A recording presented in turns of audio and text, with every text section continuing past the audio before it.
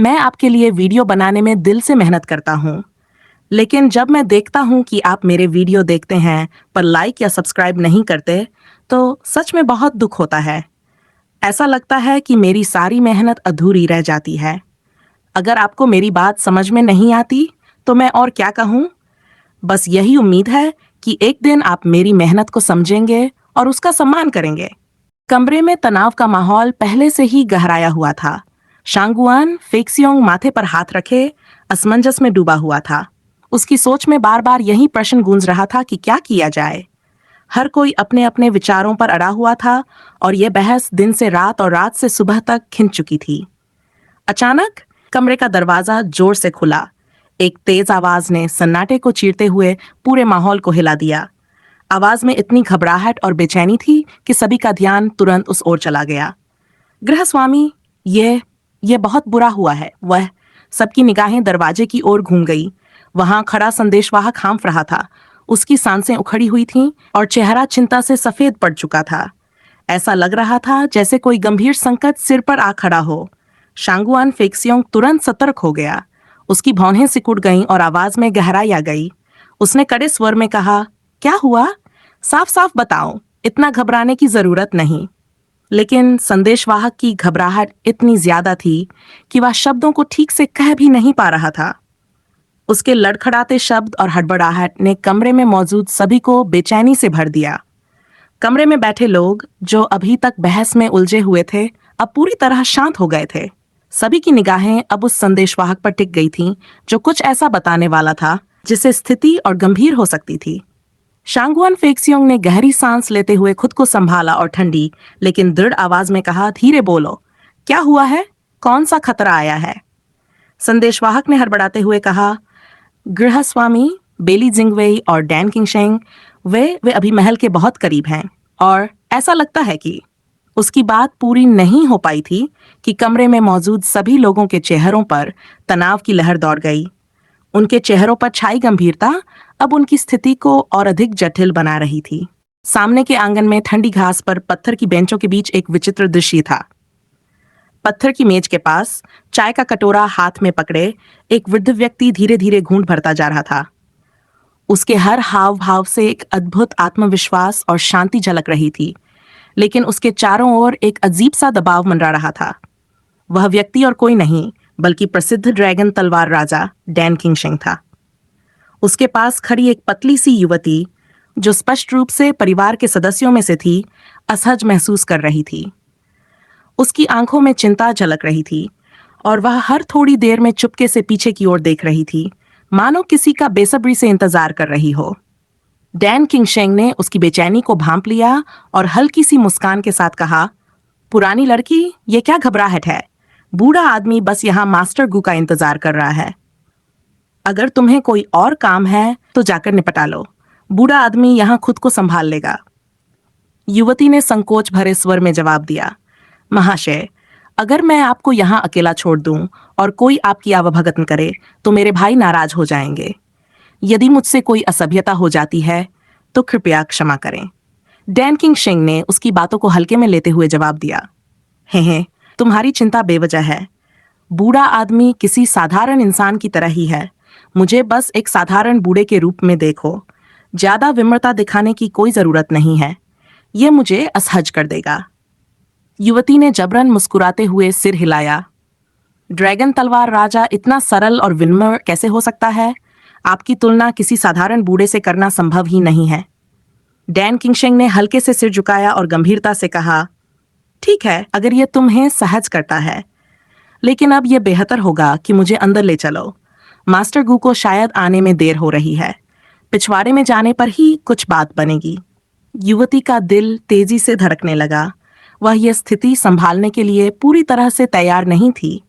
अंदर जाने का मतलब खतरे को और करीब लाना था।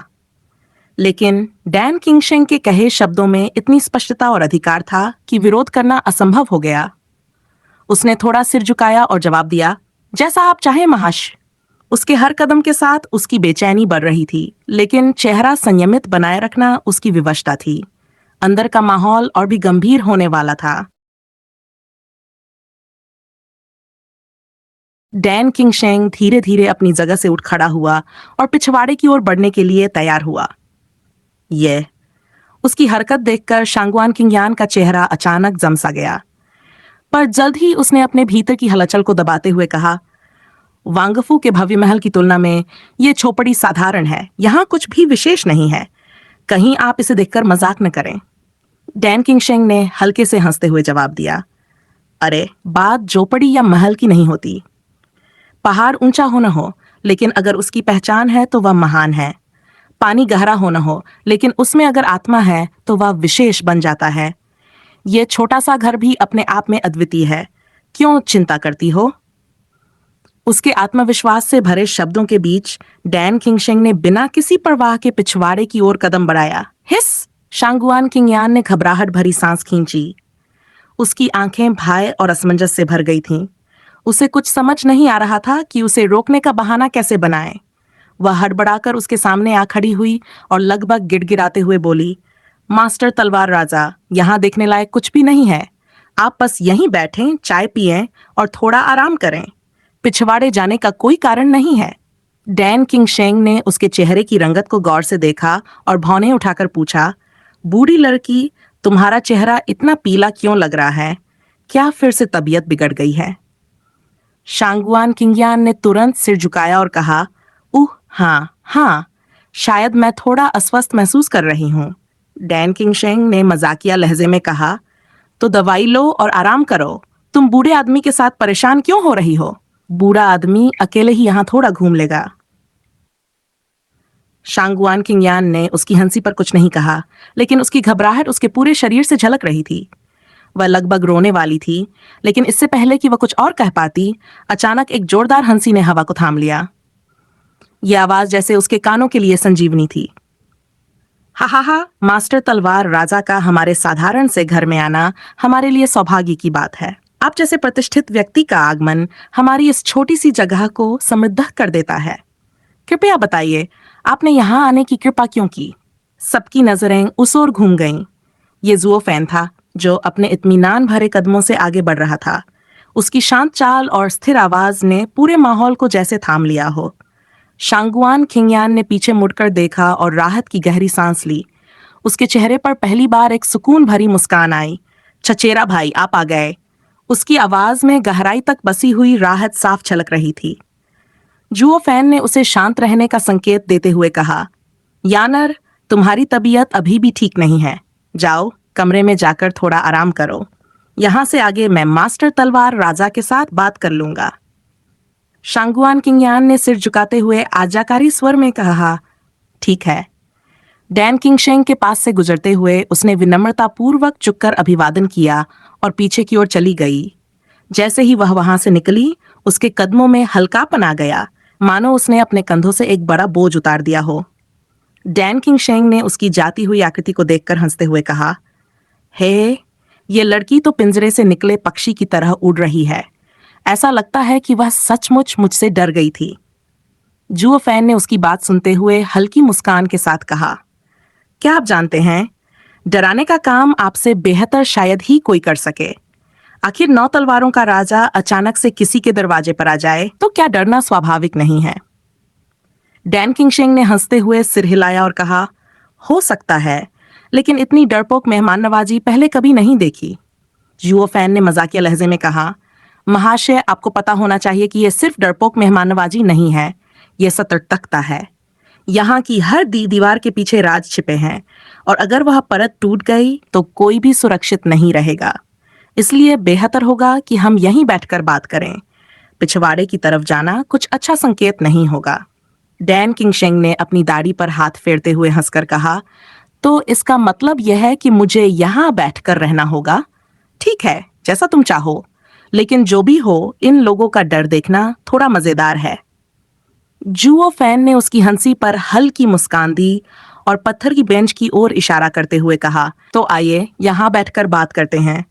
वैसे भी पीछे वाले लोग आपको देख देख कर कांप रहे होंगे, उन्हें और डरा कर क्यों परेशान करना? डैन किंगशेंग ने उसकी बात का मजा लेते हुए कहा, तुम्हारी बात सही है। आखिर डर का भी अपना मजा है, लेकिन शायद इस बार मैं थोड़ी नरमी बरत लूं। दोनों हंसते हुए पत्थर की बेंच पर बैठ गए। उनके हंसी मजाक और सहजता के बावजूद माहौल में गंभीरता बनी रही। दोनों जानते थे कि यह वार्तालाप केवल शब्दों का खेल नहीं था, बल्कि इसके पीछे कहीं गहरी योजना छिपी हुई थी। तो तुम आ जाए, डैन किंगशेंग ने जुओ फैन की ओर देखा, एक हल्की मुस्कान के साथ कहा। बेली जिंगवेई ने मुझे यहां भेजा। जैसा कि तुमने सोचा था, वे अब अपनी चाल चलने वाले हैं। उसके शब्दों में न केवल प्रशंसा थी, बल्कि योजना की गहराई को लेकर एक अनकही संतुष्टि भी झलक रही थी। वह जुओ फैन की ओर देखता रहा, जैसे उसकी क्षमता को फिर से आंक रहा हो। बात को आगे बढ़ाते हुए उसने बेली जिंगवेई की योजना को विस्तार से बताया। जैसे ही उसने बात पूरी की, वह एक गहरी सांस लेने से खुद को रोक नहीं सका और मुस्कुराते हुए बोला, लड़के, तुम सच में कमाल हो। इतनी शातिर रणनीति के साथ बेली जिंगवेई जैसे चालाक आदमी से निपटना आसान नहीं, और तुम डार्क डिपार्टमेंट के हिस्से में रहकर इतनी नफासत से बड़ी तस्वीर के लिए खेलते हो, वाकई प्रभावशाली है। जुओ फैन ने हल्के से सिर हिलाया, उसकी आंखों में आत्मविश्वास झलक रहा था। यही मैं चाहता था, उसने धीरे से कहा। जब वह प्रतिवाद के लिए कदम उठाएंगे तो उनके हर कदम से मुझे अपनी योजना को और धार देने का मौका मिलेगा। एक जासूस के तौर पर वह मुझे वही सुविधाएं देंगे जिनकी मुझे जरूरत है। हे, यही मेरा खेल है। डैन किंगशेंग ने उसे गहराई से देखा और मुस्कुराते हुए कहा, लिटिल फॉक्स। उनकी आंखों में एक अजीब चमक थी, जैसे दोनों को अपने अपने हिस्से की चालों और नतीजों का पूरा अंदाजा हो। कुछ पल के लिए दोनों ने एक दूसरे को देखा और फिर एक साथ हंस पड़े। उस हंसी में संतुष्टि और आत्मविश्वास की झलक थी। तुम्हारी योजना पर गर्व होना चाहिए, डैन किंगशेंग ने कहा, और तुम्हारी दोस्ती पर भरोसा करना चाहिए, जुओ फैन ने जवाब दिया। दोनों के लिए यह पल उनके भीतर की संतोषजनक भावनाओं को गहराई तक महसूस करने का था। वे जानते थे कि उनकी चालें सही दिशा में जा रही थीं और इसका प्रभाव दूरगामी होगा। दूर अंधेरे कोने में शांगुआन परिवार के वरिष्ठ अधिकारी खामोशी से उनकी गतिविधियों पर नजर रखे हुए थे। उनकी आंखों में जिज्ञासा और चिंता का मिलाजुला भाव था। गृहस्वामी उनमें से एक ने धीरे से कहा, यह बूढ़ा आदमी सच में काबिल है। उसने 9 तलवारों के राजा जैसे व्यक्ति से बातचीत की और एक बार भी घबराहट नहीं दिखाई। यह दुर्लभ है। कोई आश्चर्य नहीं कि वह अपनी योजनाओं में कभी असफल नहीं होता। शांगुआन फिक्सियोंग ने गर्व से सिर हिलाया। हमें उस पर गर्व है, वह बहादुर और बुद्धिमान है। बाकी सभी ने सहमति में सिर हिलाया और उनकी प्रशंसा करने लगे। केवल शांगुआन यूलिन एक कोने में खड़ा था। उसका चेहरा हल्का सा तिरस्कार दिखा रहा था। उसके होंठों पर एक अजीब सी मुस्कान थी, जैसे वह पूरी स्थिति का मजाक उड़ा रहा हो। कुछ देर बातचीत के बाद जुओ फैन और डैन किंगशेंग उठ खड़े हुए। उन्होंने शांगुआन किंगयान को बुलाया और उसे कुछ बातें समझाई। फिर बिना किसी शोर या हड़बड़ी के तीनों आंगन से बाहर चले गए। ये देखकर शांगुआन परिवार के वरिष्ठ अधिकारियों का समूह स्तब्ध रह गया। जब स्थिति शांत हो गई और जुओ फैन के जाने के बाद शांगुआन फेक्सियोंग ने तुरंत किंगयान से पूछा, यानर क्या हुआ? डैन किंगशेंग ने यिफान से क्या कहा? शांगुआन किंगयान ने राहत की सांस लेते हुए कहा, पिताजी, चिंता की कोई बात नहीं। डैन किंगशेंग ने मिस्टर जुओ को वांगफू में रहने के लिए आमंत्रित किया है। वह उनकी क्षमताओं को बहुत महत्व देते हैं। इसका मतलब है कि हमारी योजना का अगला कदम आसानी से पूरा होगा। बहुत बढ़िया। शांगुआन फेक्सियोंग ने उत्साह में मुट्ठी तान दी। उसकी आंखों में चमक थी। उसने तेजी से अपनी टीम की ओर मुड़ते हुए पूछा, डैन किंगशेंग के यहां होने के दौरान क्या कुछ संदिग्ध हुआ? गृहस्वामी, एक अधिकारी ने कहा, हमने पिछवाड़े की सुरक्षा के लिए खास इंतजाम किए हैं। उन्होंने पिछवाड़े में कदम भी नहीं रखा। हमारी गोपनीयता सुरक्षित है। शांगुआन फेक्सियोंग ने राहत की गहरी सांस ली। उसकी आंखों में दृढ़ विश्वास था। बहुत अच्छा। भगवान भी हमारी मदद कर रहे हैं। अब हमारे पास समय नहीं गंवाने का विकल्प है। तैयारी तेज करो। हम अपनी योजना को अंजाम देने के लिए तैयार हैं। यह हमारा सुनहरा मौका है। सभी ने सहमति में सिर हिलाया और दृढ़ता से कहा, हाँ, गृहस्वामी। शांगुआन फेक्सियोंग की आंखों में विश्वास और संतोष की झलक थी। लेकिन एक और शांगुआन यूलिन के चेहरे पर एक अलग तरह की मुस्कान थी। वह रहस्यमय और चालाक लग रहा था, जैसे उसके दिमाग में कोई और ही योजना चल रही हो। जब मैं फिर से फेयन पैलेस पहुंचा तो वह अब भी वैसा ही भव्य और शानदार था। वही ऊंचे महल के दरवाजे, वही राजसी पहरेदार। लेकिन इस बार सब कुछ अलग सा महसूस हो रहा था। जैसे ही डैन किंगशेंग और मैं महल के द्वार पर पहुंचे, पहरेदारों ने आदरपूर्वक झुककर कहा, ड्रैगन तलवार राजा और प्राचीन गुरु का स्वागत है। ड्रैगन तलवार राजा अनफू, प्राचीन गुरु अनफू। ये सुनकर एक पल के लिए मैं चौंक गया। मेरी उपाधि अब 9 तलवार राजा के समान थी। इस स्थिति का महत्व मेरे लिए भी अप्रत्याशित था। मैंने डैन किंगशेंग की ओर देखा। उन्होंने कंधे उचकाए, हल्के से मुस्कुराए और सबसे पहले अंदर चले गए। मैंने अपनी भौहें उठाई और उनके पीछे पीछे कदम बढ़ाया। मेरे चेहरे पर एक अस्पष्ट मुस्कान थी, जैसे मैं स्थिति का हर पल आंक रहा था। महल के भीतर पानी के मंडप और कलात्मक वास्तुकला की सुंदरता अपने चरम पर थी। ये दृश्य इतना भव्य था कि इसे बस महसूस किया जा सकता था। थोड़ी देर में हम एक विशाल और सजावट से सुसज्जित हॉल में पहुंचे। वहां बेली जिंगवेई और शांगुआन फेयन पहले से ही उपस्थित थे, प्रतीक्षा करते हुए। हा, मास्टर जुओ, आप आखिरकार आ ही गए। क्या घर का सब कुछ ठीक से व्यवस्थित हो गया? जैसे ही मैं हॉल में पहुंचा, शांगुआन फेयन मुस्कुराते हुए खड़े हो गए और गर्मजोशी से मेरा स्वागत किया। मैंने विनम्रता से सिर झुकाया और हल्के से मुस्कुराते हुए कहा, फेयुन तलवार राजा का धन्यवाद। घर में सब कुछ व्यवस्थित है। आप जैसे व्यक्ति के निमंत्रण को ठुकराने की हिम्मत कौन कर सकता है? बस ये जानने की उत्सुकता है कि तलवार राजा ने मुझे क्यों बुलाया है। अरे मास्टर, ऐसा कहकर आप मुझे दोषी महसूस करा रहे हैं। शांगुआन फेयुन ने हंसते हुए हाथ हिलाया। फिर वह मेरी ओर बढ़े और बड़े आत्मीय भाव से मेरा हाथ पकड़ लिया। अभी 4-5 दिन बाकी हैं। फिर आप मास्टर चेंग के साथ राजधानी जाने वाले हैं। आपकी प्रतिभा और कौशल को देखते हुए मुझे पूरा विश्वास है कि शाही कीमिया कक्ष में आप मुख्य कीमियागर बनेंगे और तब आप सीधे अपराजित तलवार मास्टर जियानजुन के अंतर्गत काम करेंगे। उन्होंने मुस्कुराते हुए आगे कहा, उस समय आप सम्राट के बेहद करीब होंगे और शायद हमें आपको देखने के लिए एक खास अनुरोध करना पड़े। इसलिए मैंने सोचा जाने से पहले आपको यहाँ बुलाकर कुछ पल साथ बिता लूं। आखिर एक बार जब आप ऊंचाई पर पहुंच जाएंगे तो ये वांग आपके करीब आने की हिम्मत नहीं कर पाएगा। हा। उनके शब्दों में प्रशंसा और स्वार्थ का अजीब मिश्रण था। मैं उनके भावों को पढ़ सकता था।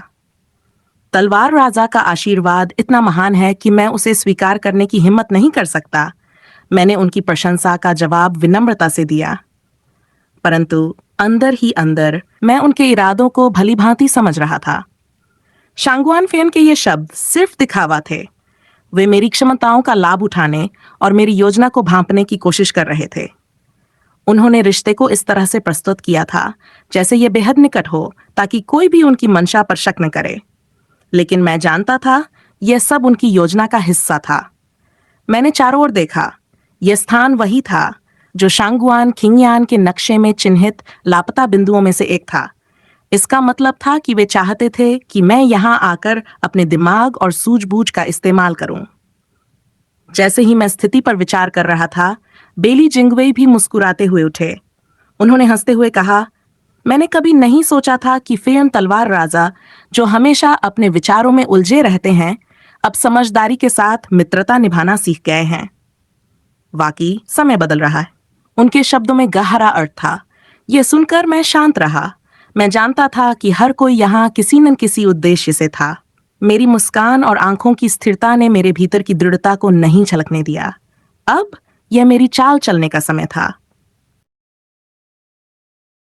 लड़के, ये याद रखना, शांगुआन फेन ने धीमे मगर दृढ़ स्वर में कहा, चाहे तुम वांग हवेली के नियमों से टकराओ या निषिद्ध भूमि का सामना करो, मैं तुम्हारी हर चाल को स्वीकार करूंगा, क्योंकि मैं तुम्हें दबाना नहीं चाहता, बल्कि तुम्हारे साथ अच्छे रिश्ते बनाए रखना चाहता हूं। लेकिन यह न भूलना कि हर विनम्र मुस्कान के पीछे कोई उद्देश्य छिपा हो सकता है। शांगुआन फेन के इन शब्दों ने जुओ फैन की शंका की पुष्टि कर दी। वे वास्तव में उसे महल के रहस्यों की ओर खींचने का प्रयास कर रहे थे। उसके मुंह पर एक हल्की लेकिन तीखी मुस्कान खेल गई, जैसे उसे हर बात समझ आ चुकी हो। परंतु शांगुआन फेन का यह खेल अभी खत्म नहीं हुआ था। उन्होंने जुओ फैन के कंधे पर हाथ रखा और गुस्से से बेली जिंगवेई की ओर घूरते हुए कहा, बेली लिचेंग, तुम्हारा क्या मतलब है? मास्टर जुओ कोई साधारण व्यक्ति नहीं है। वह हमारे क्षेत्र की सबसे काबिल प्रतिभा है। उनके जाने से पहले ये मेरा कर्तव्य है कि मैं उनके साथ अच्छे संबंध रखूं। तुम्हारे गंदे नियम यहाँ काम नहीं करेंगे। मास्टर जुओ इस राजा के लिए अनमोल है। जुओ फैन ने यह सब सुना, लेकिन उनकी आंखों में शांति और चेहरे पर हल्की मुस्कान बरकरार रही। अचानक उन्होंने शांगुआन फेयुन की बात काटते हुए कहा, फेयुन तलवार राजा, आपकी यह हवेली काफी चर्चित है। क्या यहाँ कुछ ऐसा है जिसे देखने का मौका दिया जा सकता है? शायद कोई तमाशा या कोई अद्भुत दृश्य? ये सुनकर शांगुआन फेन चौंक गए। उनके चेहरे पर हल्की घबराहट झलकने लगी। ये ऐसा था मानो जुओ फैन ने उनकी योजना को भांप लिया हो। एक पल के लिए वह स्तब्ध रह गए, लेकिन जल्द ही उन्होंने खुद को संभाल लिया और हंसते हुए बोले, ओह बिल्कुल मास्टर जुओ, हमारे यहाँ ऐसे चमत्कार हैं जो शायद आपको कहीं और देखने को न मिले। अगर आप देखेंगे तो यकीनन यह अनुभव आपको जीवन भर याद रहेगा। चलिए, मैं आपको लेकर चलता हूँ। जुओ फैन ने अपने हाथ रगड़ते हुए उत्साह दिखाया। उनकी आंखों में छिपा हुआ आत्मविश्वास और तीक्ष्णता साफ झलक रही थी। ये जानने के बावजूद कि सब कुछ शांगुआन फैन की योजना का हिस्सा है, जुओ फैन का असली उद्देश्य उनके सामने की जादुई दुनिया को जानना था। शांगुआन फैन और जुओ फैन के बाहर जाते ही डैन किंगशेंग ने हल्की हंसी के साथ बेली जिंगवेई की ओर देखा और कहा, बेली लिचेंग, तुम और शांगुआन तलवार राजा इतना नाटक क्यों कर रहे हो? वह बच्चा तुमसे एक कदम आगे है। उसने सब कुछ समझ लिया और सीधे विषय पर आ गया। अब सोचो, ये सब तमाशा क्यों? सीधा उसे बगीचे में ले जाते। बेली जिंगवेई ने ठंडी हंसी के साथ जवाब दिया, वह लड़का सच में जासूसों का बेताज बादशाह है। उसने किसी चीज को छुपाने की कोशिश भी नहीं की और सीधे अपने उद्देश्य को सामने रख दिया। अगर हमें उसकी असलियत का अंदाजा न होता तो अब तक उसे कालकोठरी में डालकर सख्ती से सवाल किए होते। डैन किंगशेंग ने हल्के से मुस्कुराते हुए कहा, तुम उसके बारे में कितना जानते हो बेली लिचेंग? जितना तुम सोचते हो, यह लड़का उससे कहीं ज्यादा खतरनाक और चतुर है। दूसरी ओर शांगुआन फैन जुओ फैन को हवेली के एक आंतरिक आंगन की ओर ले गए। जुओ फैन की आंखों में चमक आ गई। ये वही स्थान था जो नक्शे पर अधूरा चिन्हित था। उन्होंने गहरी सांस ली और उनकी भौहें थोड़ी उठ गई। उन्होंने महसूस किया कि वह अपनी मंजिल के बहुत करीब पहुंच गए हैं। उन्होंने अपने मन में सोचा, यहीं शायद इस जगह का सबसे बड़ा रहस्य छिपा है। उन्होंने शांत स्वर में खुद से कहा, अब यह देखने का समय है कि यह तियानडी फेंगशु क्या है। अचानक झरने से गिरते पानी की आवाज ने जुओ फैन के कानों में जैसे एक संगीत की लहर छोड़ दी। उसकी आंखें चमक उठीं और दिल में जो उत्साह का तूफान था वह खुद को रोक नहीं सका। उसका शरीर हल्का सा कांप उठा, जैसे कोई अद्भुत रहस्य सामने आ खड़ा हो। लेकिन शांगुआन फैन को इस सब का एहसास नहीं था। वह बस आगे बढ़ते जा रहे थे। बहुत जल्दी वे सभी एक ऊंचे झरने के पास पहुंच गए। सामने एक आकाशगंगा सीधा नीचे गिर रही थी, जैसे 9 दिनों से कोई तारा पृथ्वी पर आ रहा हो, और उसकी चमक में एक क्रिस्टल जैसी भव्यता थी। यह झरना बाकी झरनों से बिल्कुल अलग था। यहाँ कोई चट्टान नहीं थी, केवल पानी था जो हवा में निलंबित था और फिर एक घुमावदार चैनल के रूप में ऊंचाई तक चढ़ रहा था। यह दृश्य किसी अद्भुत जादू से कम नहीं था, जैसे पानी ने खुद को नया रूप दे लिया हो, जो हवा में इठलाता हुआ आकाश को चूमता हो। जुओ फैन ने इस अजीब दृश्य को देखा और खुद को पूरी तरह से रोक नहीं पाया। एक कहावत थी, लोग ऊंचाई पर चलते हैं और पानी नीचे बहता है। पानी अदृश्य होता है, पहाड़ नहीं। लेकिन अब यह सच साबित हो रहा था। यहाँ पानी केवल दृश्य था, बल्कि गति, जीवन और सौंदर्य का रूप भी था। वह जलधारा इतनी खूबसूरत थी कि शब्दों में बांधना मुश्किल था। अब तक शांगुआन फेयोन की चुप्पी से भी ज्यादा समझ में आ रहा था कि ये वही स्वर्ग और पृथ्वी की हवा की गुफा थी जिसके बारे में वह हमेशा से सोचते आए थे। अपनी गर्वित मुस्कान के साथ शांगुआन फेयोन ने उंगली उठाई और जोर से हंसते हुए कहा, हे मास्टर गु, क्या मैंने नहीं कहा था? ये एक ऐसी जगह है जो पूरे महाद्वीप में भी बेहद दुर्लभ है। लैंगहुआन जल मंडप, जहां पानी अपनी जड़ें नहीं फैला सकता फिर भी आकाश में तैरता है। ये यहाँ की विशेषता है। पानी चट्टानों की तरह ठोस, हवा की तरह हल्का और आत्मा को शांत करने के लिए एक आदर्श स्थान है। ये जल काया के लिए सर्वोत्तम है, लेकिन हाँ, अग्नि आधारित साधनाओं के लिए यह सही नहीं है। जुओफेन ने मुस्कुराते हुए सिर हिलाया और हल्के से कहा, यह सच है। फिर भी यह अभ्यास के लिए एक बेहतरीन स्थान है। फेयन जियानवांग को तो यहाँ पर खुद को निखारने के लिए एक आदर्श जगह मिल गई है। कोई इसे देखकर ईर्ष्या कर सकता है। शांगुआन फेयन ने हल्के से हंसते हुए अपना हाथ लहराया और कहा, यह स्वर्ग और पृथ्वी का उपहार है और केवल राजा को ही इसका लाभ मिल सकता है। इस जगह के गुण वाकई अद्भुत हैं, लेकिन इसे पूरी तरह से समझना बहुत कठिन है। इसके लाभ अनगिनत हैं। जुओफेन ने मुस्कुराते हुए सिर हिलाया और फिर सहमति दी, जैसे उसने कुछ महत्वपूर्ण महसूस किया हो। लेकिन तभी अचानक भन-भनाना, जुओफेन के दाहिने हाथ से एक अजीब लाल रंग का दाना बाहर आया और उसी समय छड़ने से एक हत्यारापन लहर फूटी जो सीधे जुओफेन की ओर बढ़ी। वह अपने पुतलियों को सिकुड़ने से रोक न सका और पूरी स्थिति में एक अजीब सी चुप्पी छा गई। सभी लोग स्तब्ध थे, न समझ पा रहे थे कि यह क्या हो रहा था। शांगुआन फेयन का चेहरा एक पल के लिए सख्त हो गया और वह द्रुत गति से पलटते हुए खुद को रोक नहीं पाए।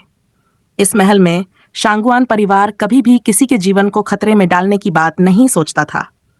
फिर यह हमला किसने किया? कौन ऐसा जोखिम ले सकता था?